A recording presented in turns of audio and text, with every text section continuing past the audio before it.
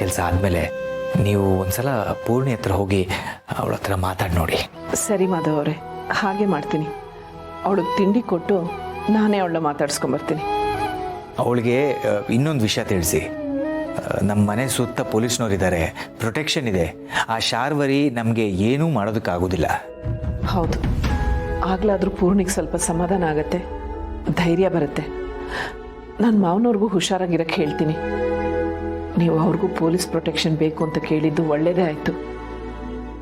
ನೀವು ಎಲ್ಲರ ಬಗ್ಗೆನೂ ತುಂಬ ಕಾಳಜಿಯಿಂದ ಯೋಚನೆ ಮಾಡ್ತೀರಾ. ಏನು ಮಾಡೋದು ತುಳಸಿಯವರೇ, ಹಾಗೆ ನೋಡೋಕ್ಕೋದ್ರೆ ಇದೆಲ್ಲ ನಾನು ಮಾಡ್ಕೊಂಡಿದ್ದ ತಪ್ಪು. ಅವಳನ್ನು ಅತಿಯಾಗಿ ನಂಬಿ ಅವಳು ಈ ಮಟ್ಟಕ್ಕೆ ಬರೋ ಹಾಗೆ ಮಾಡಿಬಿಟ್ಟೆ. ಅದಕ್ಕೆ ನಾನೇ ಈಗ ಮನೆಯವ್ರನ್ನೆಲ್ಲ ಜೋಪಾನ ಮಾಡಬೇಕು. ನನ್ನ ಮನೆಯವ್ರನ್ನ ಕಾಪಾಡ್ಕೊಳ್ಳೋದು ನನ್ನ ಜವಾಬ್ದಾರಿ.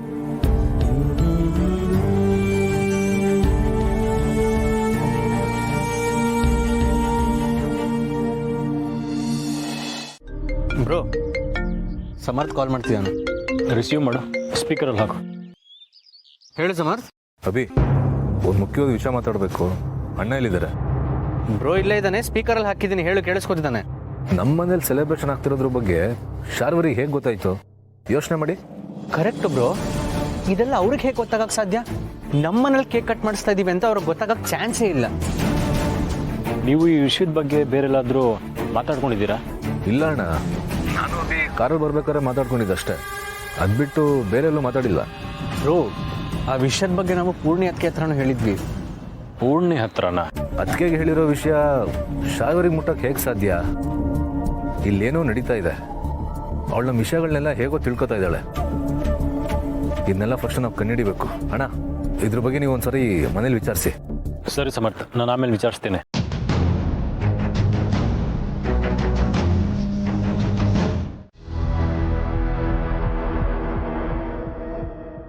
ನಾನು ನಿನಗೆ ಕಳ್ಸಿದ್ದೀನಲ್ಲ ಚಾಕು, ಅದು ಕೇಕ್ ಕಟ್ ಮಾಡಕ್ಕಲ್ಲ. ಆ ಚಾಕು ನಿಮ್ಮೆಲ್ಲರ ರಕ್ತ ನೋಡ್ಬೇಕು. ಆ ದಿನನೂ ದೂರ ಇಲ್ಲ.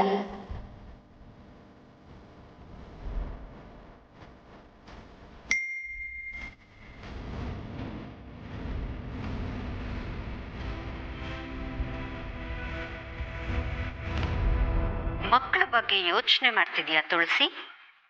ಮಕ್ಕಳನ್ನ ಮನೆಯಿಂದ ಆಚೆ ಕಳಿಸಿ ತಪ್ಪು ಮಾಡಿದೆ. ಈಗ ಅವರು ಮತ್ತೆ ಜೀವಂತವಾಗಿ ಮನೆಗೆ ವಾಪಸ್ ಬರಲ್ಲ. ಅವ್ರ ಫೋಟೋಗಳಿಗೆ ನಿಜವಾಗ್ಲೂ ಹಾರ ಹಾಕೋಕೆ ಹೂವನ್ನ ರೆಡಿ ಮಾಡ್ಕೊ. ಅವ್ರ ಜೀವಕ್ಕೆ ನಾನು ಫುಲ್ ಸ್ಟಾಪ್ ಇಡ್ತಿದ್ದೀನಿ. ಸಾಧ್ಯವಾದ್ರೆ ಬದುಕಿಸ್ಕೊ. ಅವ್ರು ಹೊರಟಿರೋ ಕಾರು ಅವ್ರನ್ನ ನೇರವಾಗಿ ಸ್ವರ್ಗಕ್ಕೆ ಕರ್ಕೊಂಡು ಹೋಗುತ್ತೆ. ನಾನು ಹೂ ಕಟ್ತಾ ಇರೋದು ಇವಳಿಗೆ ಗೊತ್ತಾಯ್ತು. ಅಭಿ ಅಭಿ,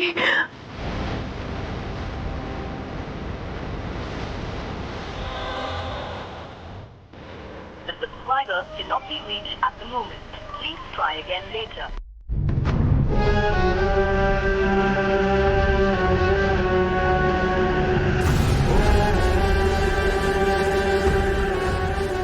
ಅಭಿ ಇಬ್ರು ಹೊಸ ಸೈಟ್ ಹತ್ರ ಹೋಗ್ತೀನಿ ಅಂತಿದ್ರು. ಅಲ್ಲಿ ಫೋನ್ ಕನೆಕ್ಟ್ ಆಗಲ್ಲ. ಅಯ್ಯೋ ದೇವ್ರೆ, ಏನ್ ಮಾಡ್ಲಿ?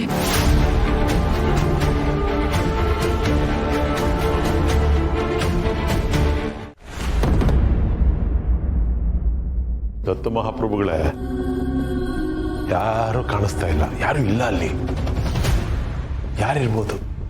ತಾತ, ಸಂಧ್ಯಾ ತುಂಬಾ ಹೆದರ್ಕೊಂಡಿದ್ದಾಳೆ. ನೀವೊಂದು ಸ್ವಲ್ಪ ಬಂದು ಧೈರ್ಯ ಹೇಳಿ ತಾತ.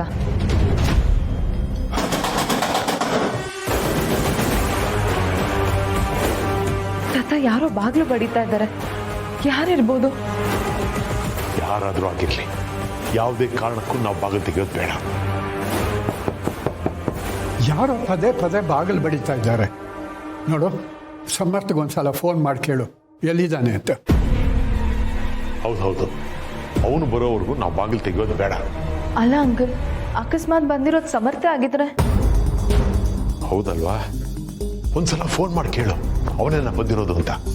ಅದೆಲ್ಲ ಏನು ಬೇಡ, ಸುಮ್ಮನೆ ನಾನೇ ಹೋಗಿ ನೋಡ್ತೀನಿ. ಒಬ್ಬರೇ ಹೋಗ್ಬೇಡಿ ದತ್ತ ಮಹಾಪ್ರಭುಗಳೇ, ನಾನು ಬರ್ತೀನಿ. ನಡಿ ಹೋಗೋಣ. ಸೋಗ್ಲಾಡಿ, ಏನಾಯ್ತಮ್ಮ? ಏನು ಮಾಡ್ಕೊಂಡೆ ನೀನು? ತಾತ ಯಾರೋ ಕಿಟಕಿಯಿಂದ ಕಲ್ಲೆಸೆದ್ರು ತಾತ.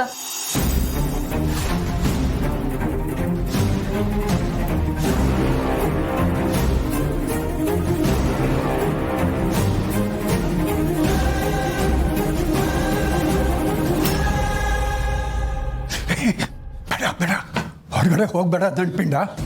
ಅಲ್ಲಿ ಎಂಥ ಜನ ಇದ್ದಾರೋ, ಎಷ್ಟು ಜನ ಇದ್ದಾರೋ ನೋಡು. ಆ ಥರ ಪಡೋದಕ್ಕಿಂತ ಈಗ ಸ್ವಲ್ಪ ತಾಳ್ಮೆ ಇಟ್ಕೋ. ದತ್ತ ಮಹಾಪ್ರಭುಗಳು ಹೇಳ್ತಿರೋದು ಸರಿಯಾಗಿದೆ. ನಮ್ಮ ಶಕ್ತಿ ಮೇಲೆ ನಮಗೆ ನಂಬಿಕೆ ಇರಬೇಕು, ನಿಜ ಸಮರ್ಥ. ಆದರೆ ಅದಕ್ಕಿಂತ ಹೆಚ್ಚಾಗಿ ತಾಳ್ಮೆ ಮೇಲೆ ನಂಬಿಕೆ ಇರಬೇಕು.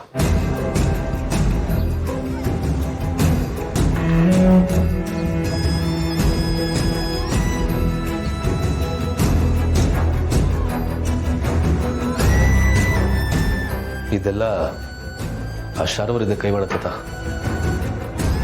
ಅವಳನ್ನ ಮಾತ್ರ ಸುಮ್ಮನೆ ಬಿಡಬಾರ್ದು. ಅವಳು ಈ ಮನೆನ ಆ ಮನೆನ ಟಾರ್ಗೆಟ್ ಮಾಡಿದ್ದಾಳೆ. 2 ಮನೆಗೂ ತೊಂದರೆ ಕೊಡಬೇಕು ಅಂತ ನಿರ್ಧಾರ ಮಾಡಿದ್ದಾಳೆ. ಸಮರ್ಥ, ಏನ್ ಹೇಳ್ತಾ ಇದೆಯಪ್ಪ? ಆ ಮನೆಗೂ ತೊಂದರೆ ಆಗಿದೆಯಾ ಅವಳಿಂದ? ಹೌದು, ನಿನ್ನೆ ರಾತ್ರಿ ಅಭಿಯಣ್ಣನ ಬರ್ಡೇ ನಡಿಬೇಕಾದ್ರೆ ಒಂದು ಕೊರಿಯರ್ ಬಂತು. ಏನ್ ಹೇಳ್ತಿದ್ಯಾ ಸಮರ್? ಬರ್ಡೇ ಸೆಲೆಬ್ರೇಟ್ ಮಾಡ್ತಾ ಇದ್ದಿದ್ದು ರಾತ್ರಿ 12 ಗಂಟೆಗಲ್ವಾ? ಅಷ್ಟೊತ್ನಲ್ಲಿ ಕೊರಿಯರ? ನೀನೇ ಯೋಚನೆ ಮಾಡು. ಅಷ್ಟೊತ್ತಿನಲ್ಲಿ ಕೊರಿಯರ್ ಬಂದಿದೆ ಅಂತಂದ್ರೆ ಅದು ಕುತಂತ್ರ ಅಂತಾನೆ ಅರ್ಥ.